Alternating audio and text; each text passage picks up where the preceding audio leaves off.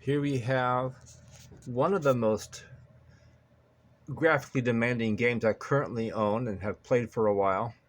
It's the alpha test of the new version of Unreal Tournament. And I'm looking at my settings. I'm going to test out my new NVIDIA 1660 Super here, see how it does compared to how my 1650 was doing from Zotac. I think we'll leave that the same, full screen. Let's see. I like 60 frames per second. I think that's plenty fast. We could turn that off, I guess. But I just like 60 frames per second. We'll take that off just to see what it's capable of.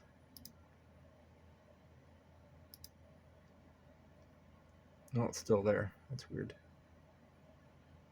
Oh, so we turn that off.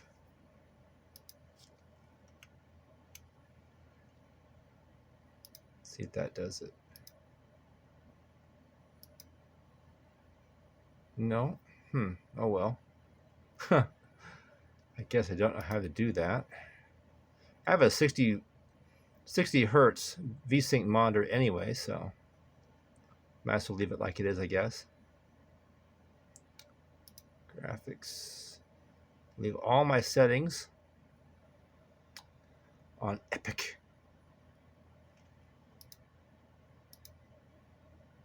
These are the settings I had it on. Out of curiosity, let's auto detect settings and see what it says here. Well, it thinks I should only have everything on high, apparently. Interesting. Oh, it raised my frame rate cap, though. Interesting. We'll see. Well, we'll try it on auto detect. We'll see what it does here. Okay. So we'll go with that. Let's start the match here. I have the sound on my headphones, so you won't be hearing any sound from my phone camera here. I'm probably going to get my hind end kit because I'm distracted by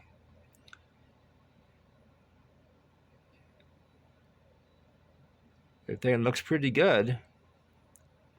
And I'm being shot, of course. I'm distracted by using my phone here. And it's kind of hard to run around and hold my phone at the same time. Let's see here. Do a little moving around. It looks pretty good. You can see the statistics up here, courtesy of MSI Afterburner, and I just died again. Respectable. You got 49 degrees Celsius GPU temperature, which is good. My i5 processor is not getting too hot, I don't think. And it's holding at a steady 60 frames per second, which makes sense. I'm going to go ahead and play it for a while, see what I think. But my worst fears are alleviated. The game started, everything's running like it should. I'm not getting any weird artifacts. You know, it's a very, very straightforward install. I'm sure it probably helps because that I had a 1650 before this. So my settings on my computer were set up for that. So the 1660 is in the same graphics card family. So I'm sure that helped.